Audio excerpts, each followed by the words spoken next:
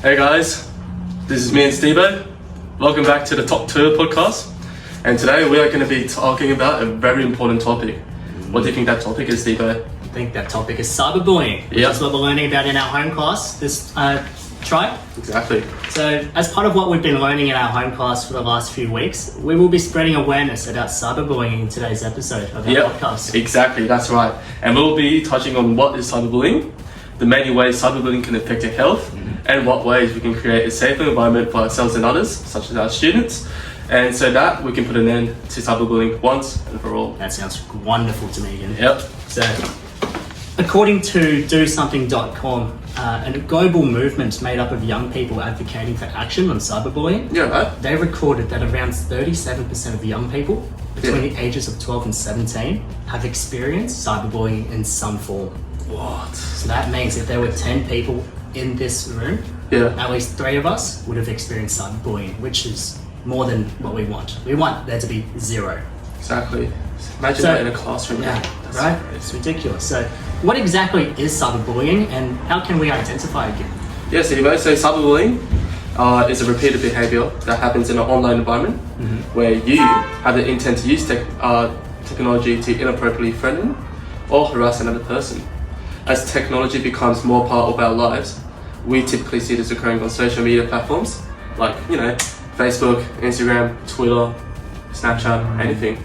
It seems to be a lot of the technologies that younger people are using too. Exactly. And it's our young people that are getting affected by this. Yeah, so some ways we can actually identify cyberbullying is that if we witness someone spreading untrue rumors or lies about someone online, if someone is sending threats to another individual online too. If you are using technology to harass, threaten, embarrass, or target another person, so if I'm targeting you, for example, you are cyberbullying that someone. Oh, I don't want you to cyberbully me. Exactly, mate. Me too. I don't want to cyberbully you too. So, I'll ask you a question. Okay.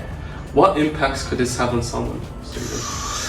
I'm glad you asked. Yep. Because a lot of people don't understand the detrimental effects that cyberbullying could have on someone. Yep. People think when you get cyberbullied, it just affects them emotionally, but it affects them physically and mentally as well. Exactly, definitely. Yeah, so from our research that we've done, we can see that cyberbullying can cause intense feelings of anxiety and stress, which may cause one to have harmful eating patterns, which could potentially lead to chronic health problems. Exactly, it can affect your health, definitely. It's good. And so yeah, emotionally and mentally, it could leave the victim feeling insecure. Emotionally and mentally, it could leave the victim feeling insecure. It could lead to a loss in self-esteem, and it could affect their concentration. Yeah, exactly. Not only that, it could affect their relationships with their family and friends. So to sum it up, I think cyberbullying could be very detrimental to the victim's health. Yeah, exactly. But just wow. It's a lot to take in. Yeah. I just didn't realize how bad the effects were of cyberbullying and how it could affect someone. Thank you so much for sharing this with me and the others watching this. Hopefully upon hearing this, we can all play our part in preventing cyberbullying. If you ever find yourself in a situation, whether you're unsure about whether or not you're a victim of cyberbullying, it would be still such a great idea to reach out to someone you're comfortable with, whether that would be your parent, a teacher, or even just your old friend. I agree with that, Ken. Yeah, it's better to let someone know than to let no one know. It's better to let other people know just in case so that people are aware. That's a good idea. Yeah. So, it's something that can happen anywhere. It can happen at school, it can happen at work, it can happen at home, just anywhere where you have access to technology. And I think nowadays everyone has access to technology, mobile phones, laptops, whatever it is. So again, do you think our school is doing enough to prevent cyberbullying? So I think that our school does incorporate the necessary procedures to prevent cyberbullying, such as we have the anti-bullying policy right now. That's a good one. Yeah. But, however, I think the school needs to bring more awareness to the topic through events such as talks and events. Awareness needs to really prioritise the importance of preventing bullying as a whole, because this is a massive problem right now that occurs way too frequently, unfortunately. Yeah, I agree with you. I think in order to create that safer environment, we need to spread more awareness, bring more. We need people to focus more on this topic, and so we can start off by teaching everyone the negative effects of cyberbullying. That there's no acceptance for cyberbullying in any circumstance. It should never happen at all. And so there should be severe consequences for those Yeah, exactly. who threaten and harass others.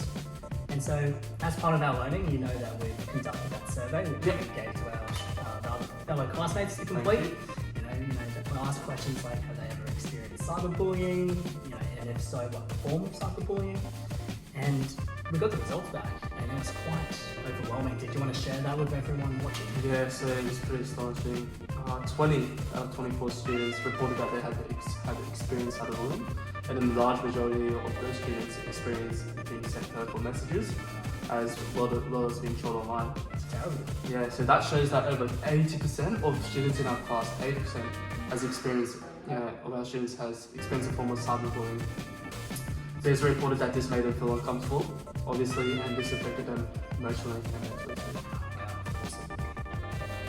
It's terrible to hear. So, it's saying on that there needs to be an end to cyberbullying, and it starts with us, but it also starts with you guys watching here. We can't do it on our own. We need everyone to work together to put an end to it. Yeah, exactly. Well, anyway, thank you for joining into a Top 2 podcast. And it was a very important lesson and podcast. And hopefully we'll see you guys in the next one. Yeah, thank you for listening. See ya. Thank you.